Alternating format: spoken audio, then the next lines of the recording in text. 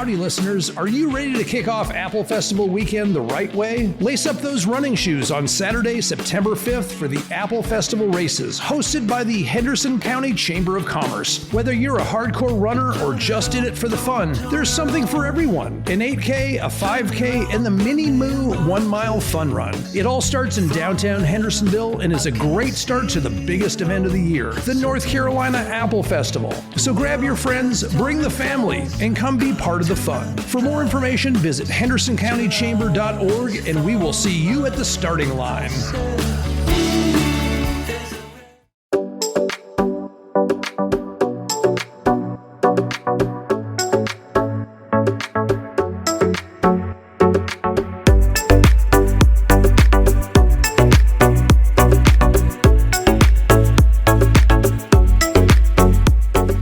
And I'm recording.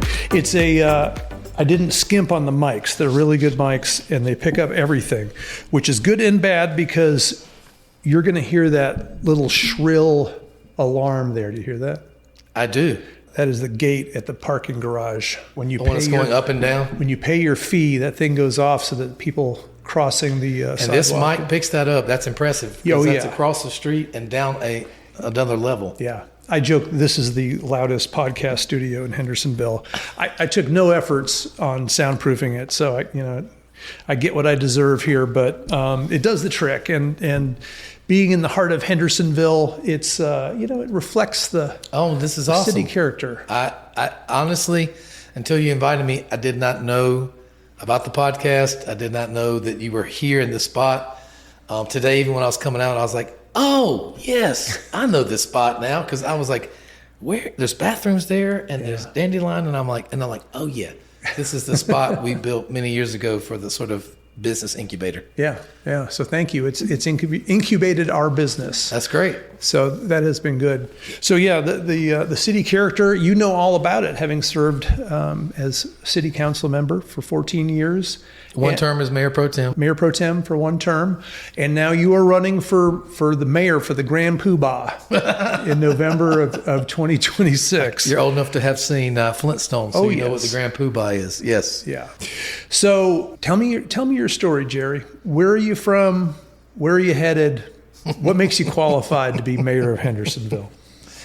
That's a lot in that question. You just ask that question and I'll just talk for the next hour. It's all good. You just tell me about you. We'll do where am I from? Okay, so originally I was born in Raleigh, North Carolina, and my first 6 years of life I lived in Williamston, which you probably would know if you're from Eastern North Carolina. Okay. My dad moved to a little town. Well, we moved to a little town called Roper, which is right on the coast near Little Washington for 1 year. And then from there, my dad was a DSS director. And we moved to Wilson, North Carolina, and I consider that where I grew up. Okay. So I moved there when I was in the second grade and graduated from high school there. Went to James B. Hunt High School. Yes, I went to the high school named after former Governor Jim Hunt. Actually, when he left office, he's from Wilson County, Rock Ridge. But when he left office, his daughter, who is my age, one of his daughters, who's my age, was in my class at high school. And that school was built in 1980. I graduated in 86. So I was one of the first classes to have gone there all 4 years and graduated from there. Wow. So brand new high school. So I graduated in 86 as well. Let's go. Okay. Class of 86. Then you and I probably could talk 80 songs all day long. Yeah. I just talked to somebody that saw Bryan Adams and Pat Benatar in concert, and I was thinking, yeah. He's coming to Charlotte. Is he? Yeah, I heard that on Sirius XM yesterday. He's coming to Charlotte, or 2 days ago. So grew up in Wilson. I was a big baseball player, and growing up, I wanted to be a lawyer. Well, let me stop. I wanted to be a Major League Baseball player and then a lawyer. So out of high school, I went to Methodist College, which is in Fayetteville, for 1 year to play baseball, Division III. That year went so-so, and I realized that my talent maybe wasn't good enough, and more importantly, I wasn't sure I wanted to really continue with baseball. So I transferred to Carolina as a sophomore. That was a lot back then. That wasn't as common as it is now. And in my freshman year, I'd already been accepted to Carolina, but went to Methodist on a small scholarship to play baseball. Then when I went to Carolina, I walked onto the baseball team. Really? Back in the day when you could do that. Like, you can't really walk on anymore, but Yeah. Yep, went to tryouts. They needed one more catcher, and I was the one that made it. Awesome. And so I had the good fortune to play baseball there for 3 years. I also met my wife at Carolina, though that story is a little bit longer as far as us coming to fruition as a couple. So I went to Carolina, graduated there in 90. I went to law school at North Carolina Central in Durham. Graduated there in 93. And then from there, my wife, at that time was not my wife, but my girlfriend, Ann Smith, or Ann Boger, she was in med school at MUSC in Charleston. And so I literally moved to Charleston, resumes in hand. Wow. Walked the streets, took them to law firms.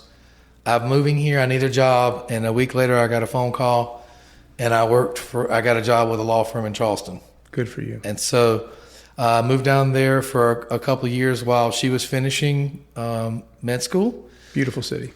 It is a beautiful city. It's a great place to take walks. We had a great time being in downtown Charleston. I would not pass it up for anything.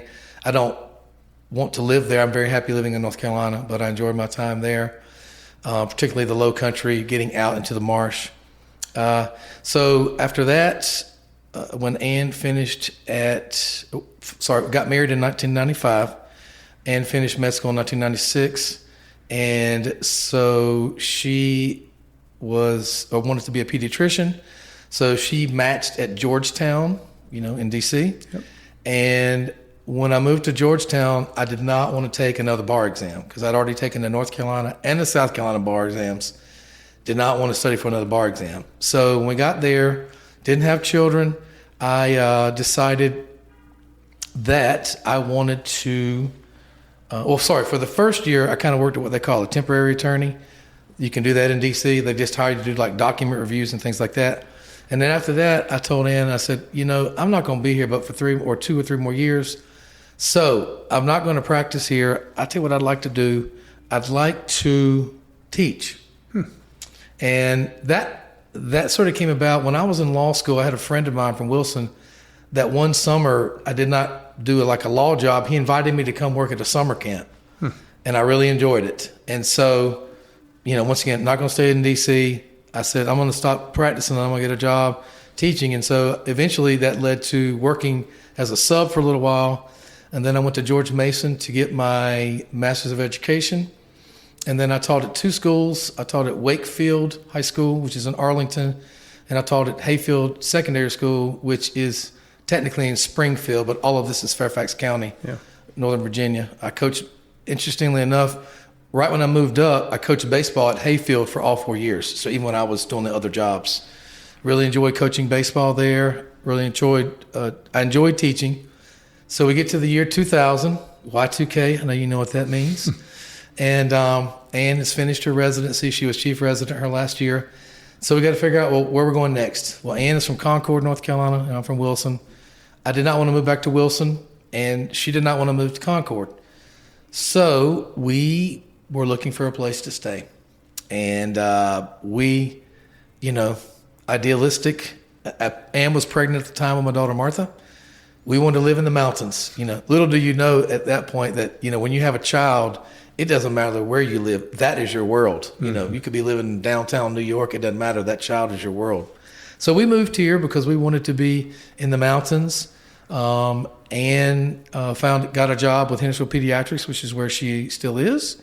And I got a job working at Hendersonville High School, which was really awesome. And I told Ann when we moved, I tell you what, I have really enjoyed teaching. How about when we move down there, let's let me teach for a little while longer. And then, I'll hang up my teaching spikes and I'll start practicing law again. I call that my long gig that lasted about 24 years. 23 years I taught at Hendersonville, 1 year at East Henderson. Amazing times at Hendersonville High School. I was in a social studies department that was just incredible working experience. Great group of colleagues, many of whom I'm still in touch with. In fact, every Wednesday morning, I have breakfast with four of my colleagues from Hendersonville, three of whom who are retired social studies teachers. I had a great time at Hendersonville High School. I taught a lot of social studies classes like world history, civics and economics, taught U.S. history for a couple of years, AP human geography, AP microeconomics, AP macroeconomics. I was the Key Club advisor, and I was the mock trial coach. So my first 5 years there, I was the baseball coach. And then Martha was born in 2001. Miriam came in 2003. And I just decided that having two kids and being the baseball coach was not going to work for a couple of reasons. Number one, I was a very devoted coach. It's a year-round thing. And number two, I want to coach my own kids. Yeah. So I coached Martha, started coaching Martha in sports, coached Miriam. Later on, JT came in 2006, coached him. So at Hendersonville, after being the baseball coach, I became the mock trial coach. I don't know what you know about mock trial. Have you ever heard of that before? Yes. Okay. So I led the mock trial team for 17 years. And we were good. I would argue we were one of the best 10 programs in the state. Mock trial is not bracketed like 1A, 2A, 3A, 4A. It's everybody competes against everybody. We had many good years. We won the regionals or came in the finalists many times, went to state many times. Oh, I tell everybody that we finished third one year because we were in the semifinal and lost by just 3 ballots by 1 point. Oh, wow. So I just say, well, we were the third place team then. And did that for all my years and was fortunate enough to have taught my children at Hendersonville High School and to have coached them in mock trial as well. So that, of course, in teaching, very involved there. In 2023, I needed to make a change. And at first, I wasn't going to teach anymore. But I decided for my retirement purposes, I needed to go back and teach one more year. So I taught at East Henderson, and that was also a great experience. I tell people, if you've never been to East Henderson High School, if you want to see a true cross-section of the United States, you need to go to that school. It has all different ethnic groups, all different income levels, people from different backgrounds as far as where they live. It's a really interesting place to be for a year. I made a lot of good friends there as well, who I'm still in touch with. After that year, I served as the executive director for the North Carolina Mock Trial Program for 1 year. They had never had an executive director, and I did that for 1 year. It was a good year. I got a lot of experience there, particularly technologically. One of the things I learned in that job is I'm not a remote worker. I mean, when you've been a teacher for as long as I have, at that time 26 years, sitting behind the screen all day just doesn't cut it. Yeah. So I have a friend in town. His name is Derek Jones. He's an attorney, and I had done some part-time work for him for a couple of years. And Derek said, if you ever want to practice law, let me know. And so I kept my law license up to date through all these years. And so on June 2nd of 2025, I went back into practicing law. Wow. And so I practiced with the Derek Jones Law Office. It's never too late to have a career path change. I'm not going to, it's not something that I certainly saw coming. Yeah. But I thoroughly enjoy working in our office. I have great colleagues there, me and 4 other people that work there. It's a great environment. We, I think, do a really good job representing our clients and helping them through the challenges they have. Our practice is civil litigation, wills, and estates, with other little things kind of smattered in there. So I really enjoyed that, and that's what I'm doing now. I didn't mention any city council in this. So no, you haven't. I was going to come back to that, but as far as my work life, which I think is what you're asking about, that's my work life. Yeah. Well, it sounds like your career path took you. You're teaching people, you were coaching people, you're counseling people, right? Because a teacher and a coach is far more than just those things. I'm sure you become a confidant and an advisor and all these kind of things for these young people. So do you think that prepared you to get back into law? I think it's funny. I tell the kids who are on the mock trial team, I said, you guys don't realize, like, you really do use all those skills in the courtroom and in the practice of law. Because I had a little event Tuesday night, and I had two of my former mockers come and walk with me on the greenway. And I was like, yeah, those things that we learned, I'm like, you really get to use those in the practice law, particularly speaking in front of people, being under pressure, things like that. So I think the thing that helped me from teaching to practicing law is, in particular, is when you're sitting in a room with a client and you're trying to help that client with whatever the problem or challenge they may be. And, being empathetic with where they are in life, understanding what they're going through, and then trying to help them solve a problem, and that's a lot of what a teacher does pretty much every day they walk in the classroom on a much, large macro scale. But definitely, when you're in classroom, you're advocating for your kids. When you're in practice of law, you're advocating for your clients. So definitely a carryover there. Yeah, very similar. So now let me go back. 2009, they're living in Hendersonville, and there is an opening on council. In other words, it was a year. It's actually when Barbara was elected first to mayor, and there were 2 council seats open, and only one person was running for re-election. So I call that an open seat. Yeah. I talked to my wife about it, and I just said, Ann, I'd like to run for city council. And so I did. And it was an interesting experience because 2 of the 4 years that I ran, we had a primary. So we had a primary that was at either the end of September or beginning of October to reduce it from like 5 candidates to 4. And then you had the election there in November. And it was a lot of work. But I ran 2009, I was elected, re-elected in 2013, 2017, then again in 2021. So before you even ask me, I know that this question is coming. In 2023, I left council. And the reason was my wife and I and my son just decided that he needed to go to a different school. And we looked at a lot of different options, and the ones that we looked at just did not pan out. So ultimately, we decided that we needed to move to another school district. So we moved into the T.C. Robertson district in Arden, bought a house there, and JT went to T.C. Robertson for his junior and senior years. And then I moved back in the end of May of 25, moved back into Hendersonville. I had rented out my house while while we were there. Of course, all during that time, we go to church here and works here. I mean, this is our social life is here, except for T.C. Robertson baseball games. We're up there. And so that's sort of, me leaving council in 2023. That was in October. We tried every way to not do that, but that's what we ended up having to do. And, you can't be domiciled in Arden and be on the Hendersonville City Council. So I remember that meeting very well, very painful. I went home and cried. I think I was crying that night when I gave my speech. And that was a very hard thing to do. It was the right thing for my son and my family, but a very hard thing to do as a city council member. And I can tell you it was very difficult, or it has been very difficult, driving through town and knowing just that I had to step down. Yeah. So I was very happy to announce running for mayor last summer. Family comes first in my book. Family always comes first before everything. And second of all, full transparency, I wasn't going to ask you that.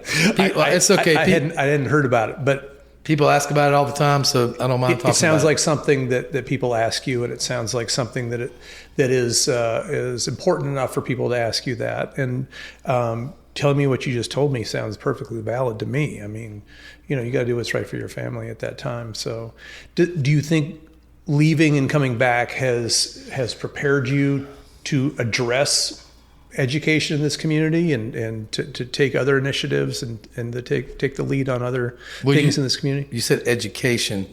Talk to me what you mean by take the lead on what? Well, I mean, you found a better school district for JT, for your son. Did it prepare you to?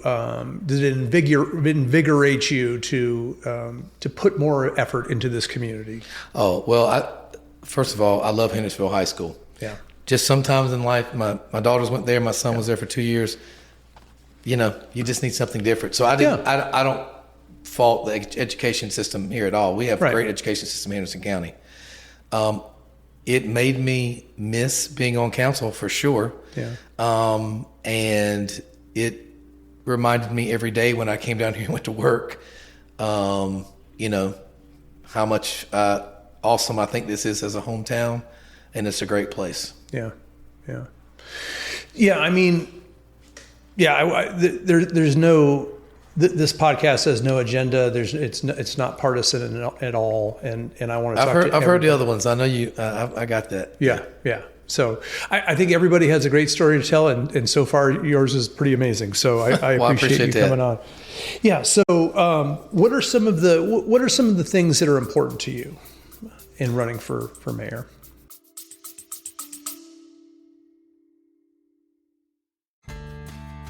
Hi, this is Nick Lucy, host of the Kudzu Project podcast. I wanted to thank you for listening and also remind you that the Kudzu Project is brought to you by the Lucy Agency. The Lucy Agency is a full-service marketing firm based here in Hendersonville, North Carolina. We can handle all of your marketing needs, from website design and development to social media management to graphic design, photography, videography, you name it, we can help you do it. So thank you, and let's get right back to the show.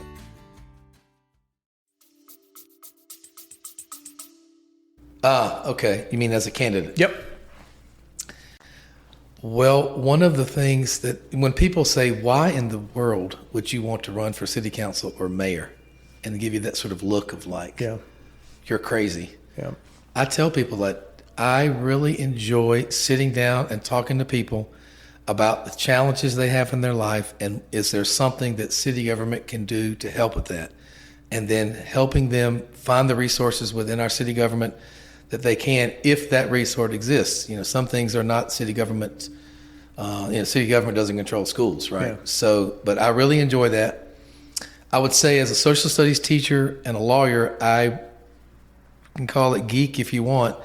I enjoy reading statutes, I enjoy reading ordinances, I enjoy reading laws, trying to figure out, okay, how do we fit within that? Or if we're making ordinances, you know, how should this be worded? You know, what in ways to get what we want to accomplish. Yeah. And then I'm not gonna lie to you, you know, my mom was a community college instructor.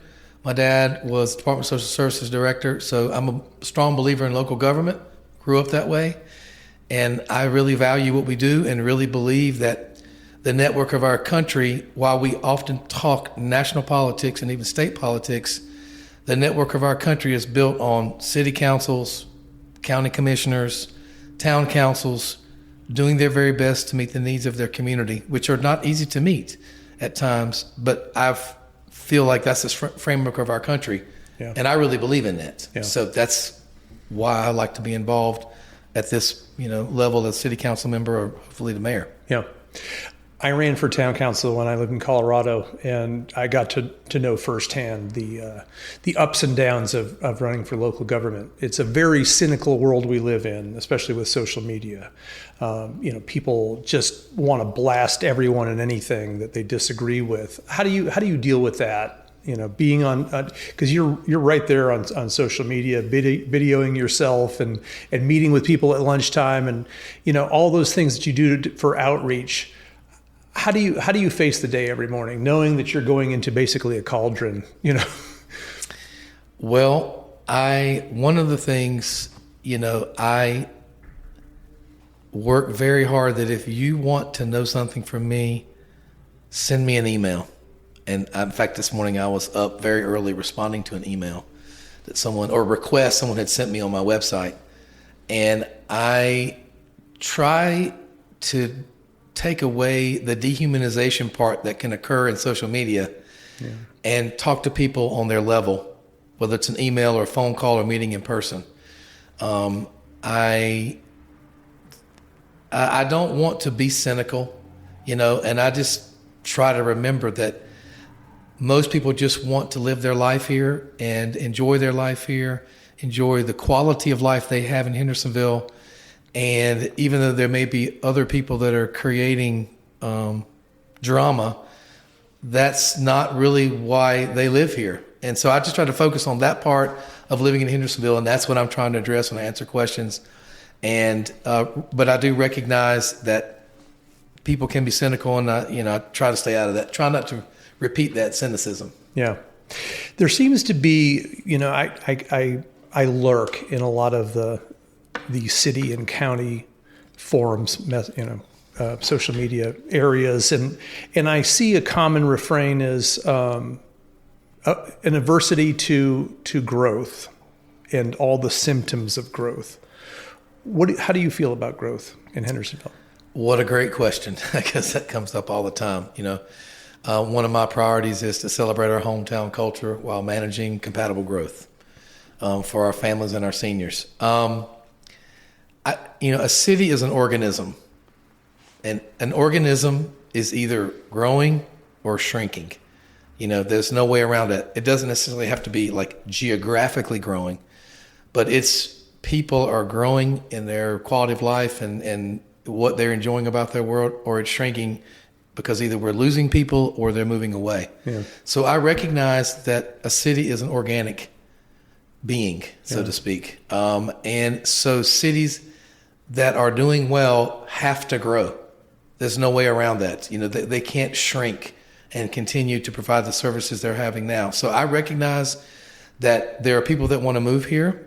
There are people that have land that want to develop that land to attract people to live here, and I understand that. I think where I'm coming from in my campaign is most people that live here in the city moved here because they think this place is a hometown. This is not Asheville. It is not Greenville. It is not Spartanburg.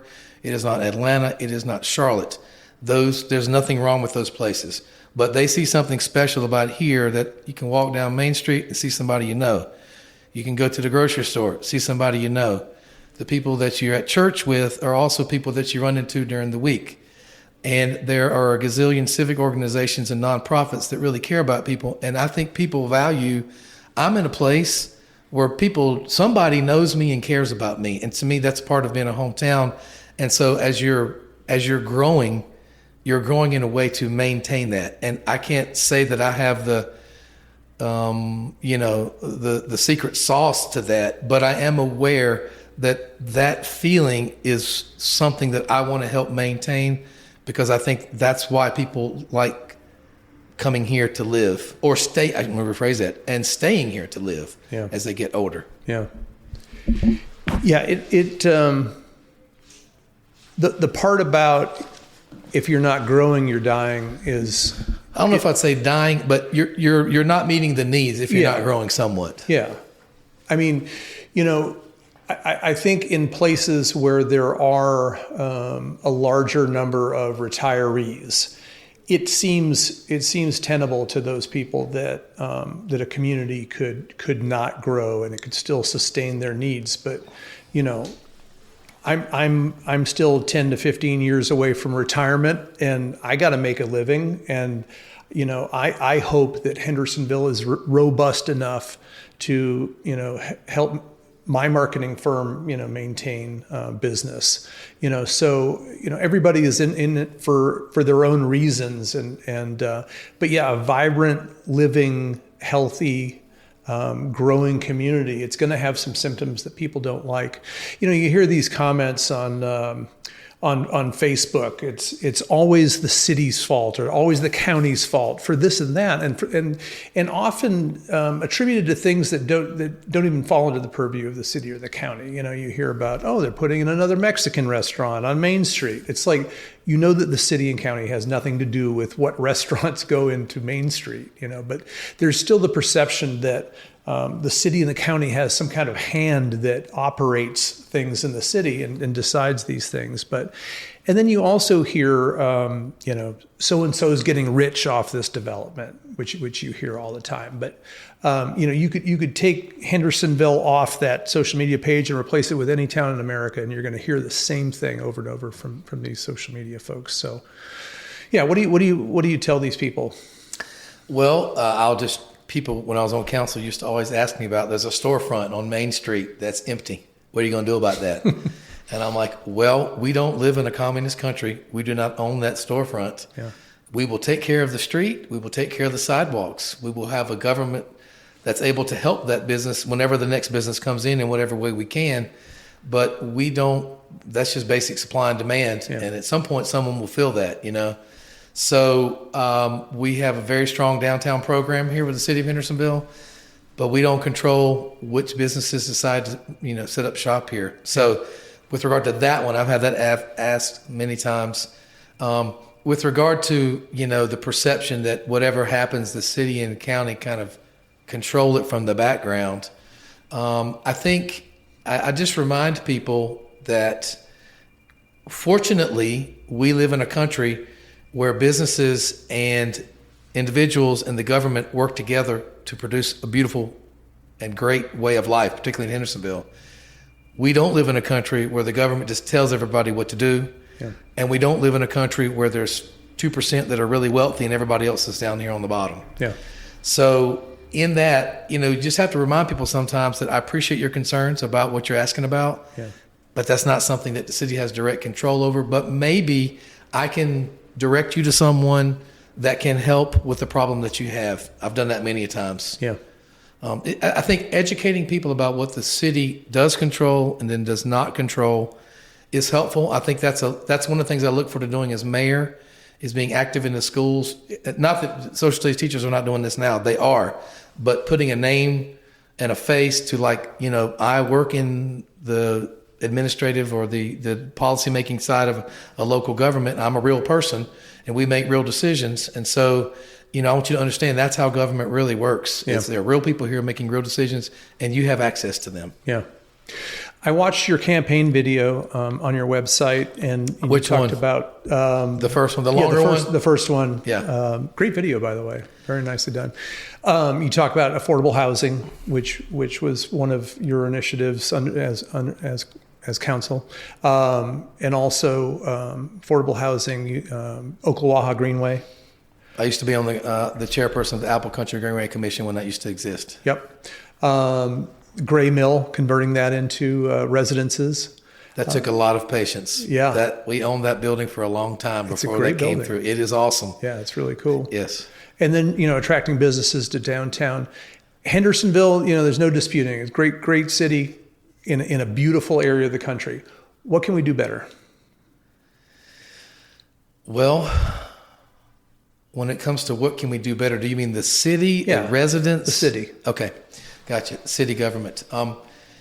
I think you can never sit on your laurels with regard to the relationship between the city and the local businesses. Yeah. So I'll start with that one first. I do think there maybe is I shouldn't use the word distrust, but I do think businesses sometimes are always kind of questioning what is the government doing next and what effect does it have on me? Understandably so. So I think you can never do enough of speaking to business leaders and explaining what it is you're doing and taking feedback from them as far as how that's going to affect them. Because without an economic structure in the city, we're not a bedroom community. Yeah. We need an economic structure. So I don't think you can ever do that too much. So I don't know if I'd say change, but just continue to, especially in a time of social media where other stories get presented, you present your story about what you're doing and meeting people one-on-one. I think with regard to our residents, I've definitely sensed this on the campaign trail. There's a growing mistrust of government. I hate to say that. And so I think our job is to continually meet our residents where they are, make ourselves accessible and affable, like friendly with them, to explain what we can and what we cannot do, and also to explain that we serve them. And if you have a problem, you need to speak to a council member or come to a council meeting, and we will do what we can to address that, and keep reminding them that is what we do here at the city of Hendersonville. Yeah. And that's what we can do for you. Do you think that mistrust is something that perhaps is more amplified locally and in this region? Do you think it's nationwide? And the second part of that, do you think that Hurricane Helene did anything to impact people's trust in the government? Yeah. So I'll take the first part. I think one of the aspects of social media that's challenging is lots of different voices get heard on an amplified level. And I think that causes people to just kind of distrust in general because they're not sure they can believe the story. Yeah. And I think generally when you have that level of distrust, you take that out on the government, even though the government doesn't control social media. They're the largest organization that sort of has control over our lives. So I think that's part of it. You mentioned cynicism early on. I think it's hard to fight against that cynicism sometime because news is so widespread. We just hear about every story everywhere, and sometimes we think, oh, that's right down the street, even though maybe it's not down the street. So I think can sometimes can create fear in people for something that maybe doesn't exist down the street from them, but is far away. So that's what I'll say with regard to that part of your question. Sorry, what was the second part of your question? If it's more of a regional thing, if there's more of a propensity for this region to mistrust the... I've only lived here for the last, 26 years. Yeah. So I can't speak to other regions. Yeah. I think, you also talked about Helene. I think living here on the mountain, that there is a level of distrust of government that seems far away. Yeah. And I think in Helene, or as a result of Helene, we're still waiting at the city for FEMA money. Yeah. And it's going to be, we're going to have the anniversary of Helene before some of this potentially comes in. So that's a full 2 years later. I think it just makes it hard for people to have faith the government's going to step in and help them. Yeah. For something that this is not debatable. The storm destroyed things. My wife's office was closed down for 11 months because it was flooded. So it's not like we're debating, did anything bad actually happen? We all know it did, but we can't seem to get the financial resources in place. 24 months later, now this is not ever, so let me rephrase that. Lots of Helene relief has come out, and it's particularly beginning in 2026. But like us, having Patton Pool totally flooded, everybody knows we have to rebuild that. We know it was flooded. For us to have to wait this long to get FEMA funds, that just doesn't seem how it should work, honestly. Yeah. For something that clearly we need additional help, Yeah. other than what we have here in the city. Yeah.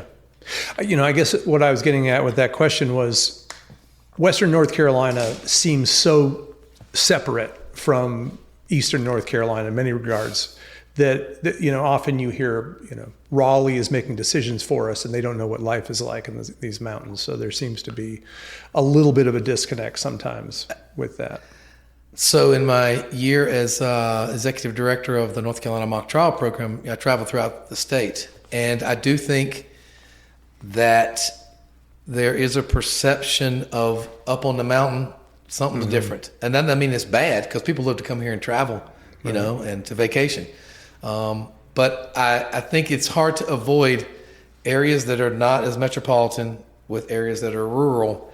There's a perception that the metropolitan areas or areas with larger, population seem to get more attention more quickly. Yeah. I don't know if you know this, but in North Carolina, almost 88% of our attorneys are from like 4 areas, like Mecklenburg, Wake counties, New Hanover down on the coast, and near Greensboro, Winston-Salem. So part of what I did when I was the mock trial director is we really want to get attorneys to practice in small towns for just doing basic things that people need done, like writing wills. And so I can appreciate the feeling that people have sometimes that they kind of control how things are done and people don't understand how far it is. And then, let's be honest, we're 4 hours away from Raleigh, that is, or 4.5 from Raleigh, 4 hours from Chapel Hill. And so it's easy that people don't drive down these streets every day and see this, So I think it is more of a challenge for us to make sure that we're heard and people understand what's going on. Yeah. You talk about social studies and geography. I'm a big geography buff. I kind of see this region as an island in a way.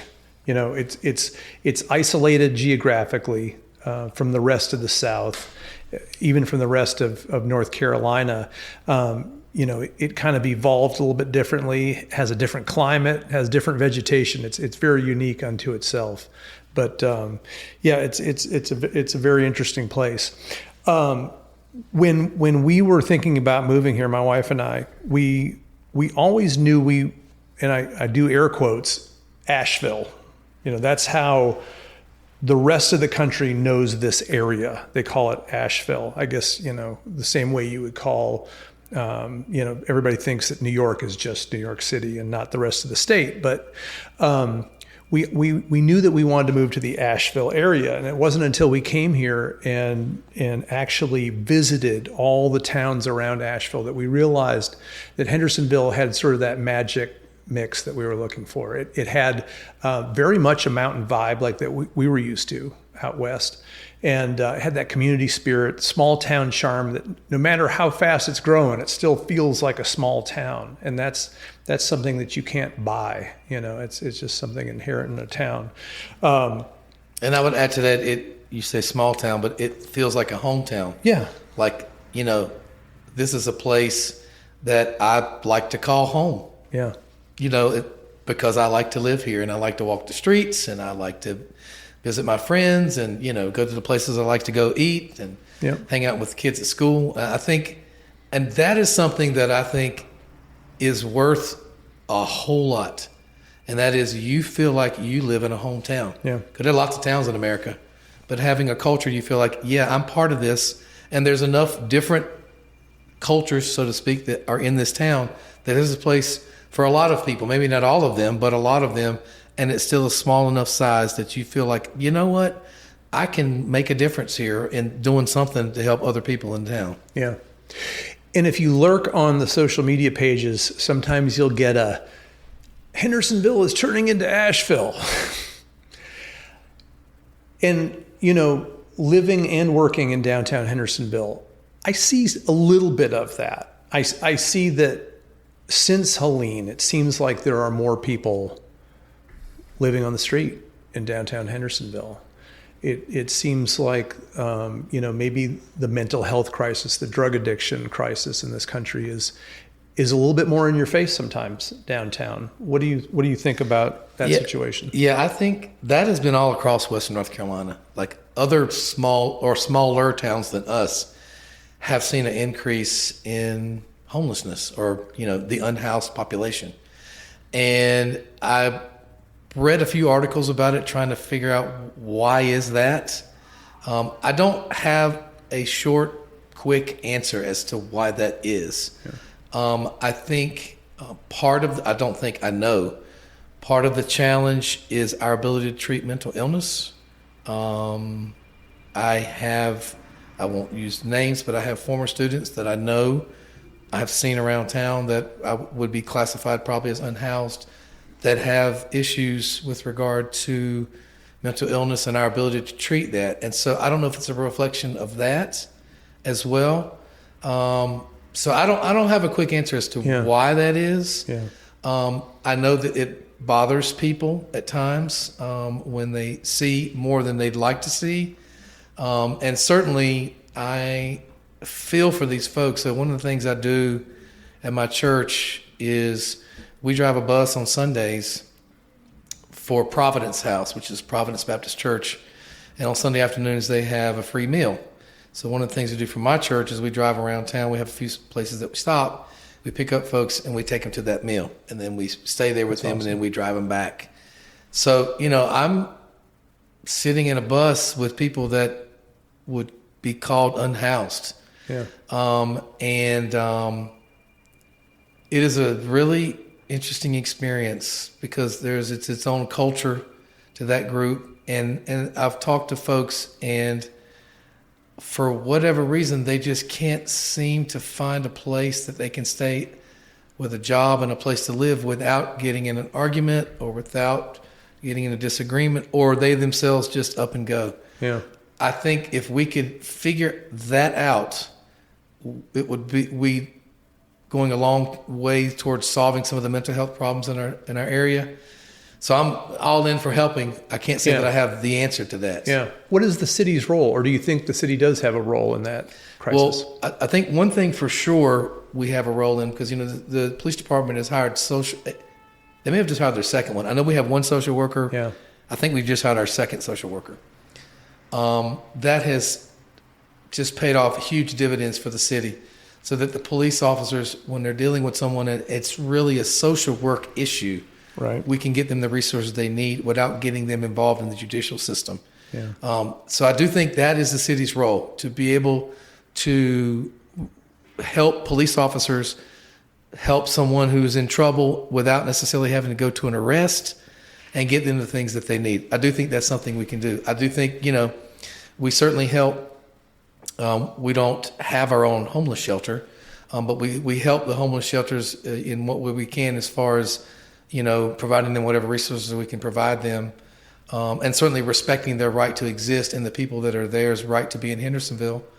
I think, on Main Street, we have police officers that their beat is Main Street, and they have conversations with folks that they know that are unhoused, so that there's a relationship between the city and them that hopefully will avoid a problem, from someone being in a place or sleeping in the front door of a business when it's time to open in the morning, and helping that person find another place to go.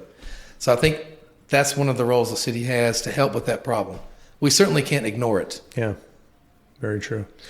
Mrs. Volk has big shoes to fill. What is the mayorship under Jerry Smith going to look like? Well, first and foremost, I hope people feel that they can reach out to me, whether it's a text or an email, and can sit down with me at the office at City Hall and talk to me about their concerns, and feel like and know that they're talking to someone who knows how to listen to them, who knows how to find the resource, if there are any, with the city to help them with their problem, but most importantly, recognizes that they have a problem and wants to see if the city can help them out, or there might be something else that would help them out, some other service. So I would want them to know that about me as mayor. Secondly, I want to be visible, particularly among younger generation, so that they see the benefits of government.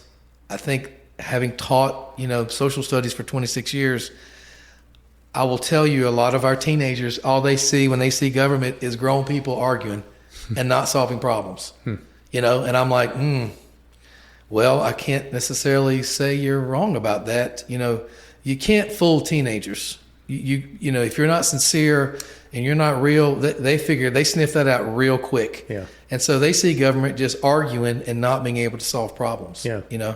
So I definitely want to be visual.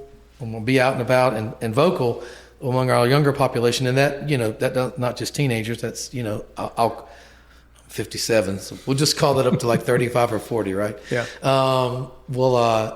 So they can see the government at work and feel like they have a stake in this. With regard to meetings, one of the things that I want to do as mayor, I read an article from a think tank back in Raleigh. I forget who they are, and they talked about sunshine laws in North Carolina and government being open.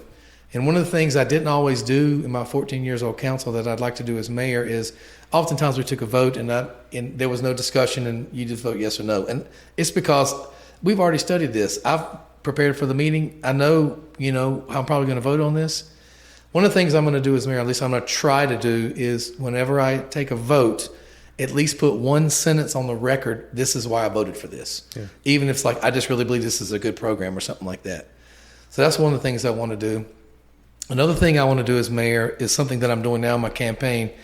Every Monday before the Thursday meeting, which we have a meeting tonight, I have something called Monday Matters, where I go through the agenda, even the consent agenda. And I go through every single item and explain to people, well, this is what this is about, and this is what they're voting on. And I plan to do that again as mayor. I don't know if it'll be on Friday or Monday, and I don't know if it'll be like a podcast. I don't know.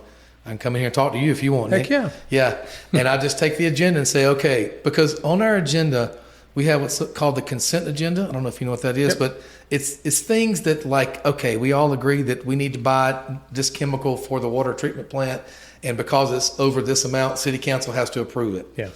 So it many times it's things that are not real exciting to talk about, but I want to make sure that people at least understand what's on the consent agenda, because like many times there are budget amendments, and there are thousands, hundreds of thousands of dollars that are being moved within our budget. And I'm like, at least explain to people this is what's happening here on this, and tell people, when you look at this agenda, if you say, yeah, I really would like for you guys to discuss this, move it off the consent agenda, put it on the regular agenda, and let's talk about it. So I just want to educate people about what's on the agenda certainly for the regular meetings. For the mid-monthly meetings, there's usually not as much stuff on there. I would say probably the same thing, but that's the regular meetings have a lot of things on them, and it seems to just keep growing as the years go on. So that's one thing I would like to do as mayor. Barbara has set a great example, and so I feel like she has been a unifying force on council because we have not always agreed. Yeah. I certainly would want to be that same unifying force, recognizing that council members can disagree, can vote differently. And then what has happened while I was on council was we voted on something, maybe it was 3-2, 4-1. After we vote, it's over. And we move on to the next thing. And we don't carry grudges. It's just the way business is done on council. And I certainly would want to continue that as my time on council. And I'm sure other things will come up, but those are some of the things I think about as far as serving as mayor. Yeah. She's also been a calming force, hasn't she? I mean, she's just very, the picture of stability and in her tenure. Transparency is so important. In an absence of information, people will make up their own results. They'll make up their own motives. So it's important to be transparent. And talking about kids, they can see through the bullshit. And they can very quickly see through it. Yes. Yeah. And the most important thing is it's not to try to be cool. Just be yourself, be genuine, and let the chips fall where they may. It seems. But I'll also add, teenagers and young adults. But what's wonderful about working with them is they're at a point in life where they have a lot of hope, or they want to have hope. Because for them, they're like, you guys are controlling the world that I'm about to jump into, and I want to have hope that world's going to be okay for me. Yeah. So I think that they yearn to know from those of us that are older that they are working their way into a world that they're going to be okay. And I don't care what anybody says. Every young person wants to know that. Yeah. They know that they're being taken care of. Not that I have children, we're controlling them. But the older generation is doing their part to take care of this world, so they inherit a world that they want to live in. Yeah. I've never met a young person that, whether they told you that or not, they didn't want to feel that way. Yeah, you want to leave the city a better place. Yeah, and let them know they're growing into a world that's going to be better or good, at least as good and hopefully better than the one they have now. And they have the power to have some influence over that and continue that. Yeah, yeah. I've always said that local politics is so much different than state or county or even federal, national politics. You have to run into your constituents on a daily basis. You run into them in the streets, in the grocery stores. Coffee. Yeah. Getting coffee. Yeah. You're under a microscope. At the Y. Yeah. At the church, yes, you're under a microscope. I think for me and Ann and moving to Hendersonville when we did in 2000, we wanted that. Like I tell people, we wanted our kids to grow up, not that we didn't like Wilson or Concord where we grew up. Part of that was, we wanted to live in a different place and we had jobs here. But also we wanted our kids to grow up in a place that they could call a hometown. Whether they decided to live here or not, it felt like it was home, And as you probably know, the importance of place, the sense of place is a term used in human geography. And whether or not someone from Hendersonville is living there, someone who has been here and knows, that place still exists. If I need to go there in a couple of weeks, I can go visit. That has a huge sense of security for people. And so having places like that in this world is very important for people to feel secure about where living on this earth. And so, for me, that's an important part of living here is preserving that so that young people have a real sense of this is a place that matters. Yeah. I know I sound like a social studies teacher, like that, but I believe it. Yeah. You're very active in going out. You do these lunch meetings with people where people can come out and get to know you and have lunch. Do you knock on doors? Like the old fashioned days? Haven't yet. That will start soon. Yeah. I will be knocking on some doors. What is that? What is that? What is that? What do you? It is a lot different than 2009. Yeah. In 2009, knocked on a lot of doors. I can't help but state the obvious. Just people are not as trustful when they don't know you and you walk up to the door and knock. Yeah. So I definitely view it differently than I used to. Obviously, we've had situations in the United States where, somebody walks up to the door and they went to the wrong door, and unfortunately somebody shot at them. And unfortunately, in some situations, killed them. Yeah. So I'm very aware of when I'm walking in a neighborhood, or we walk in a neighborhood that it's really clear, got Jerry Smith stuff on me. I am Jerry Smith, and accept that, some people don't want you coming to the door because they're just distrustful of anyone coming to the door other than maybe Amazon. Yeah. Or, the U.S. Postal Service. So that's something different, I would say, than 2009. I'm much more aware of people may be really adverse to you walking on their property. Yeah. I had a guy answer his door in his underwear when I was running in Colorado. That was a fun campaign. But yeah, I have not had that happen. I'm sure you can reach more people via social media and online now, but there's something about going door to door and being out in the streets and shaking people's hands and kissing babies, isn't there? There's no way around it. For this campaign, I've had to have a social media presence. Did not have one for my first 4 campaigns, but it's different in 2020. When I started 2025 and now 2026. So I'm fortunate that I have a good team that's helped me with that. Yeah. I will tell you on election night, we're going to have a very good bloopers video of Jerry making videos. Let's just say that there's some real winners on there. That's awesome. But there is no way that can replace the value of personal touch. Yeah. Nor should it, And so calling people up, sending people letters, going to meet them where they live. That's a hometown. Yeah. And so I kind of feel like a duty that I need to run my campaign that way, because that is what people want. Personal. I don't care what anybody says. People like the in-person communication. Yeah.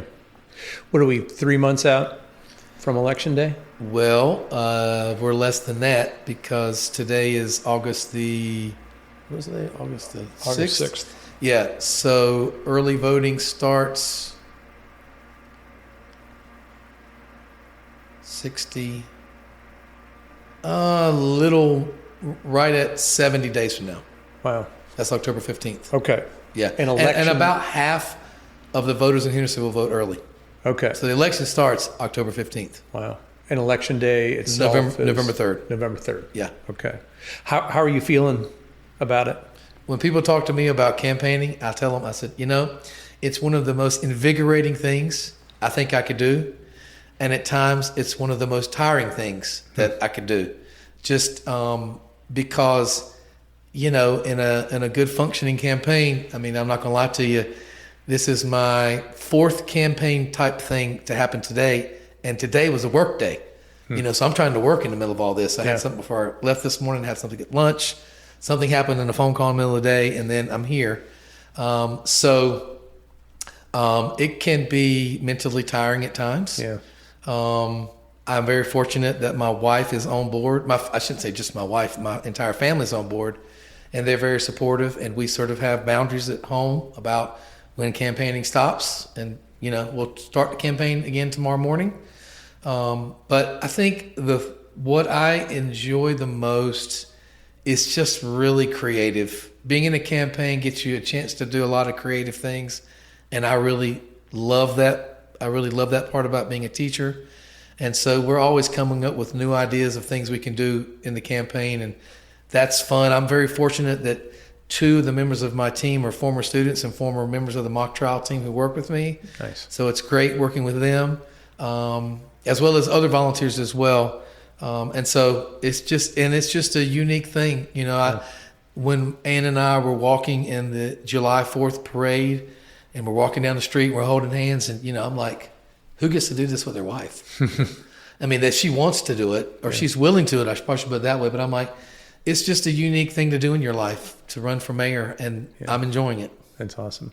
What makes you get up in the morning? What is the thought that runs through your head when you wake up, throw a tie on, and hit the streets? What gets me going? Well, certainly as you grow older, you know this, you value time and the fact that you won't always have it. And so in each day, taking those moments to do meaningful things, call your children on the phone, even if, they don't want to listen. I shouldn't say they don't want to listen, they don't want to answer, leaving them a message. Kids don't like talking on the phone these days. They want to text. They don't always want to talk to their parents either. My kids are great. So I call and leave a message, text them. I talk to my mom and dad about every day. Mom lives in Laurel Park. My dad and stepmom live in Asheville. Nice. Checking on them. So I think what gets me going every day is the belief that there's a beautiful experience in my life today, and I'm going to go get it. Yeah. And I enjoy that. That's great. Where's Hendersonville heading? What a great question. I'm going to be very optimistic in that. We are heading towards a time when we're a leader for other communities for how we maintain community. We are heading in a way that people look at us and say, aha, that's how we do it. With regard to our geography, there's a growing discussion with the county with regard to the physical growth of the city. I think that's a decision that will be discussed a lot in the next term of mayor about how much geographically we grow as far as the size of the bubble, so to speak. I can't say for sure where that's heading, but I know that coming to an agreement or trying to come to an understanding with the county as far as what that's going to look like is very important. I'd like to think that Hendersonville is heading in a direction where certainly in this election and in other elections, for a little while, we're able to put down our partisan differences and let's just talk about the issues that relate to us. Yeah. Our unique issues that we have to deal with. And sometimes that involves party politics but often it involves how do we feel about what we want in our town. And I'd like to think that will be a leader for how we want to live on a larger scale. I'm not saying that we won't have political parties, obviously. But I think everybody is tired of the arguing, and the combativeness that we have created. And they just don't want to live in a world like that. They recognize people have different beliefs and different views, but we got to find a way to live together and make decisions and then move on and work as a group. I've told people, one of the downsides of election is because you're choosing from whether it's mayor 2 candidates or city council 4 candidates, in some ways it kind of pulls you apart because you can't choose like 1.5. You have a vote for this person or that person. And so one of the challenges of an election is we can't pull ourselves apart so much that when it's over, we can't snap back together. And so I think that's an important thing that I'd like to hope Hendersonville could set an example for how we can, debate, work hard in an election, and then when the people get elected, we all right back together, working together again. Yeah. Do you think we can all get along? That's a famous quote, as you know from the 1990s. That's a famous quote. Yes. I think getting along in that sense may be a challenge. I'd like to hope that we all respect that we want to have a way of life that benefits us all, and whether or not I get along with the person that lives, 2 houses over or whatever, is not the same. It's not the importance. The importance is we both respect our ability to live the way we live, and we respect that we get to do that here. So I guess if you want to call that get along, I'd like to hope we can do that. And I'm going to go ahead and say that is not easy. That requires some buy-in. Absolutely. And I think I'd like to feel like our government is a place where you see buy-in. Yeah. You mentioned partisan politics. It's a nonpartisan race. Yes. Do people try to pull a party out of you? Sometimes, yeah. Some people, ask about that, particularly online sometimes. Yeah, so they do sometimes, and I'll discuss that with them. I remind them that, when we get to city council meetings, at least in my 14 years, partisan politics has never been a part of it. Like if we are debating things, it's never like from the standpoint of a party's position. It's more of that person's individual position. So I'd like to remind people like on council, it's not the same as General Assembly or Congress. People don't have sort of partisan alliances that line up with how people vote. Yeah, very true. Anything else you wanted to cover? Oh, well, I'm here to answer whatever questions you want. Okay.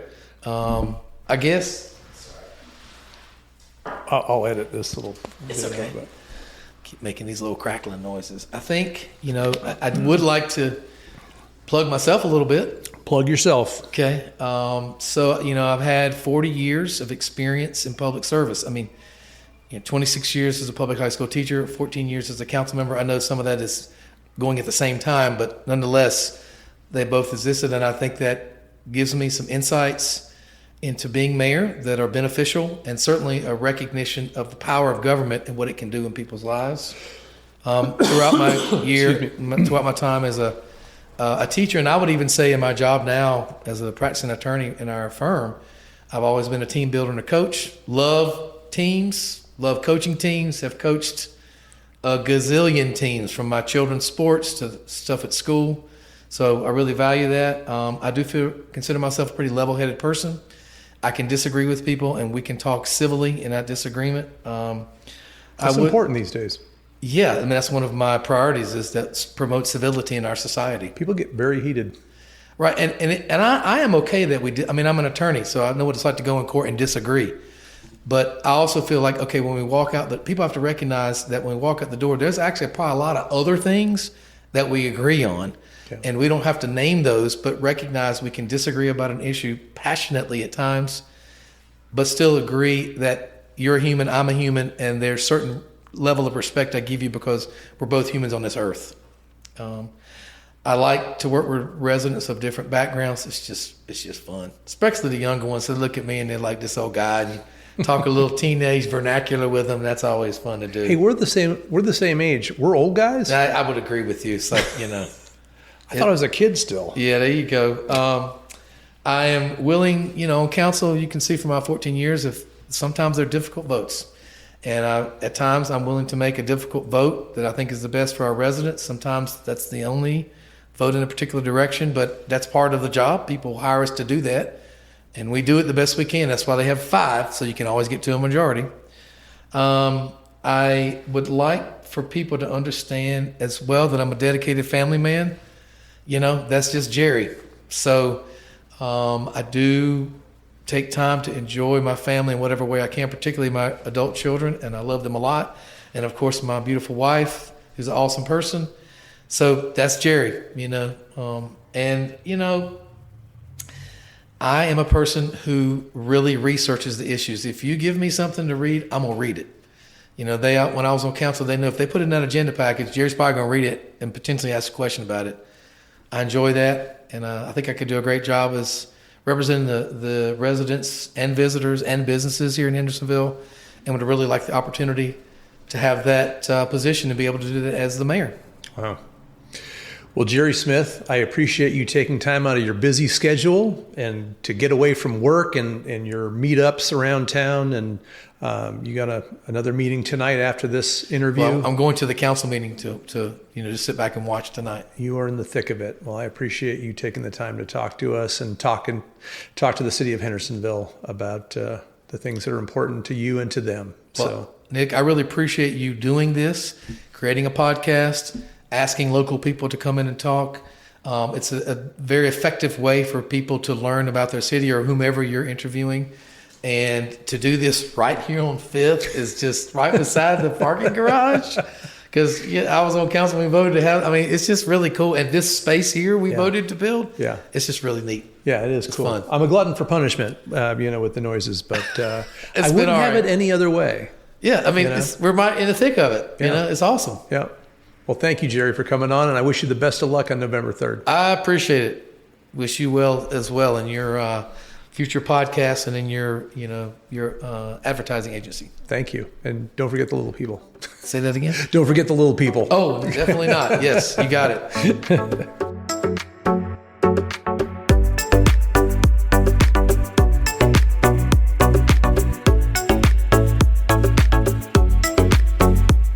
The Kudzu Project is made possible by the Lucy Agency, helping businesses across the South grow deep roots and stand out. Based in Hendersonville, North Carolina, this full-service marketing firm builds handcrafted websites, eye-catching logos, and social media that pops for businesses and organizations. Because if your story's worth telling, it's worth telling right. Learn more at lucyagency.com. That's LUCEY agency.com. Everyone has a story, and at the Kudzu Project, we want to hear yours. Go to kudzuproject.com and fill out our story submission form. You can write your story for us to read on the podcast, request to be interviewed, or even nominate someone else whose story deserves to be told. The Kudzu Project is all about capturing the voices and spirit of our community, and your story could be the next one we share. Visit kudzuproject.com and tell your story today.